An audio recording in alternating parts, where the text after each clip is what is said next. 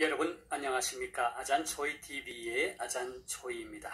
오늘은 9월 16일입니다. 편안히 잘 주무셨습니까? 오늘도 우리에게 새날을 주시고 새 생명을 주신 우리 하나님께 감사와 찬송과 영광을 올려드립니다.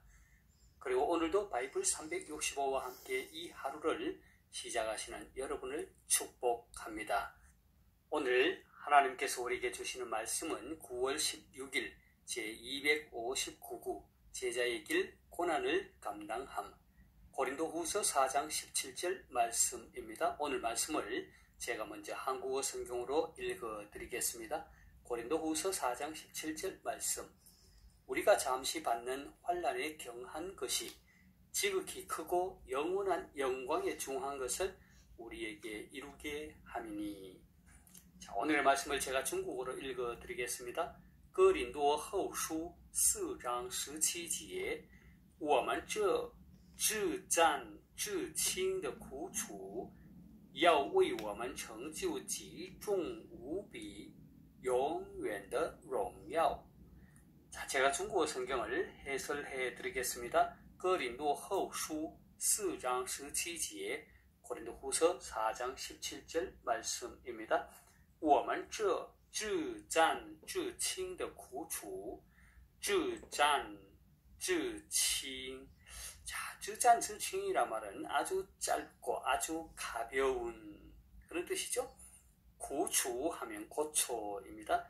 我们这至战至轻的苦楚, 우리가 당하는 이 지극히 짧고 가벼운 고초는 이렇게 해석할 수 있는데, 한국 성경은 우리가 잠시 받는 환난에 경한 것이 이렇게 번역하고 있습니다. 要为我们成就极重无比永远的荣耀.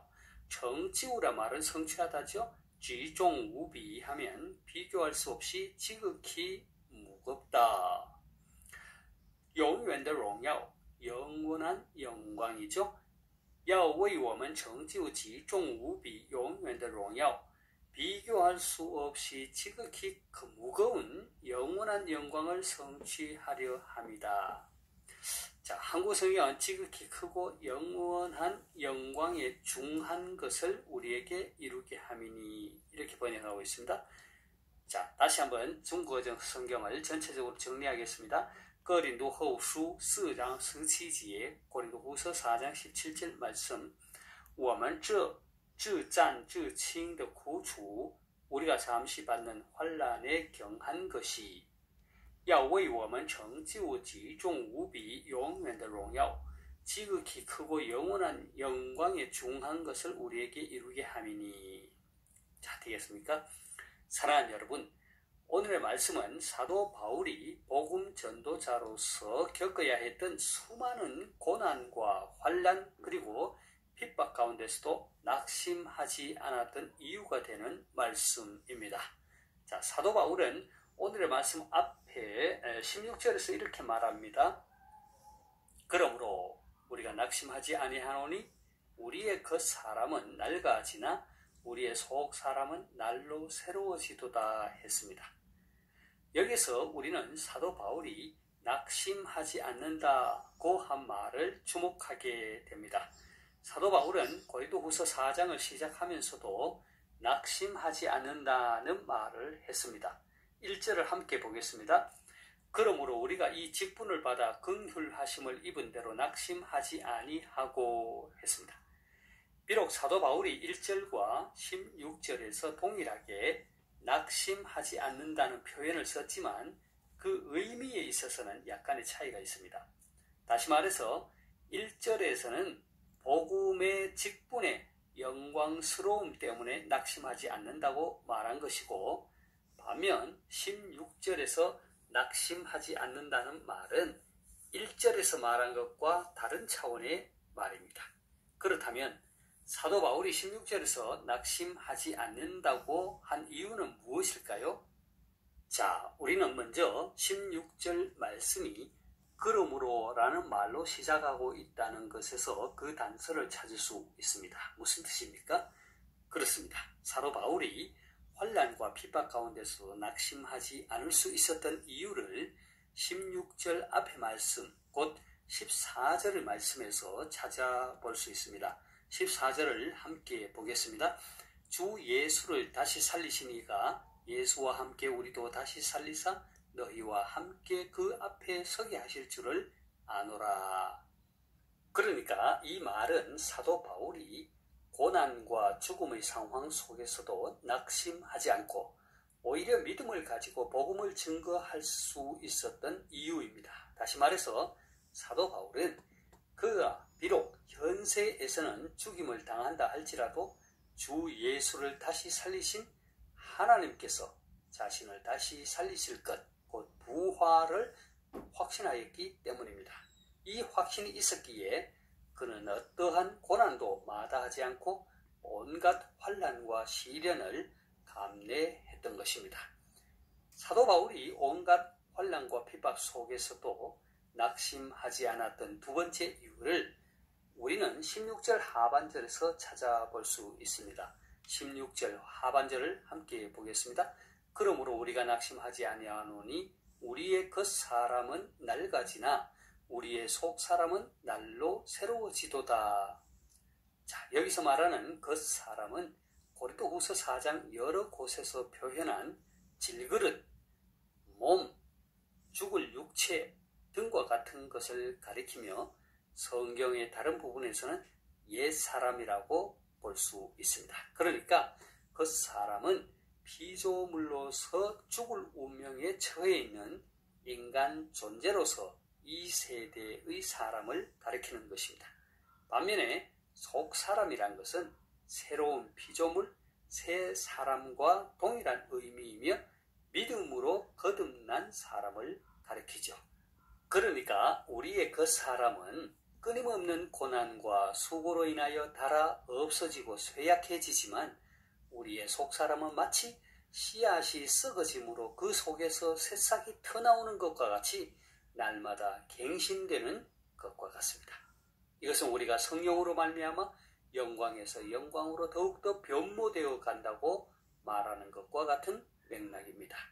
우리는 죽음과 썩음을 향하여 나아가는 사람들이 아니라 영원한 생명과 영광을 위하여 그 영광을 향하여 나아가는 사람들입니다. 그래서 우리는 낙심하지 않는 것입니다. 사도 바울이 낙심하지 않는 세 번째 이유를 우리는 오늘의 말씀인 17절에서 찾아볼 수 있습니다. 우리가 잠시 받는 환난에 경한 것이 지극히 크고 영원한 영광에 중한 것을 우리에게 이루게 함이니.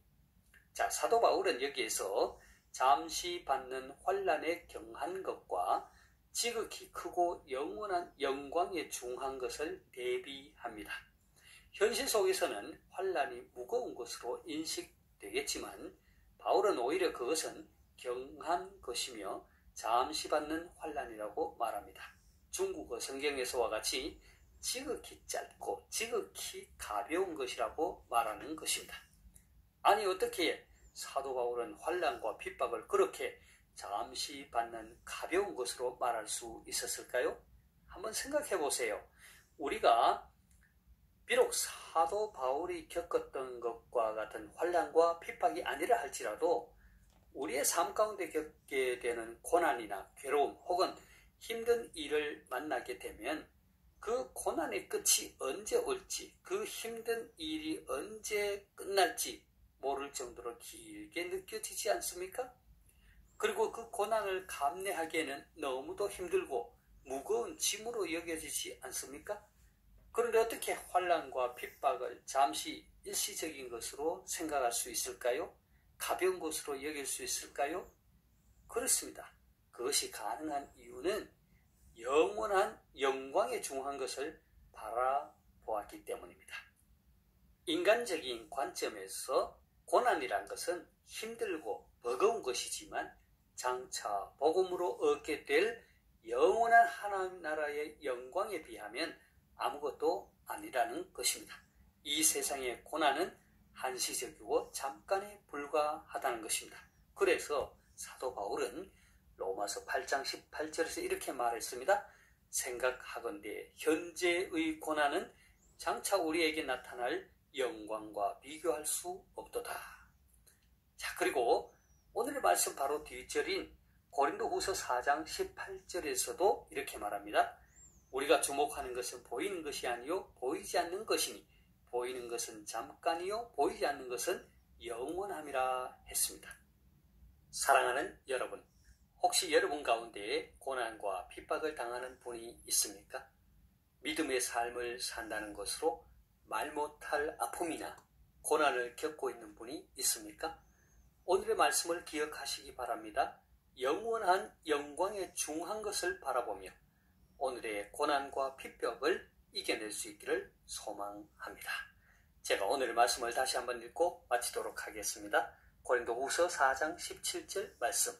우리가 잠시 받는 환난에 경한 것이 지극히 크고 영원한 영광에 중한 것을 우리에게 이루게 하심이니.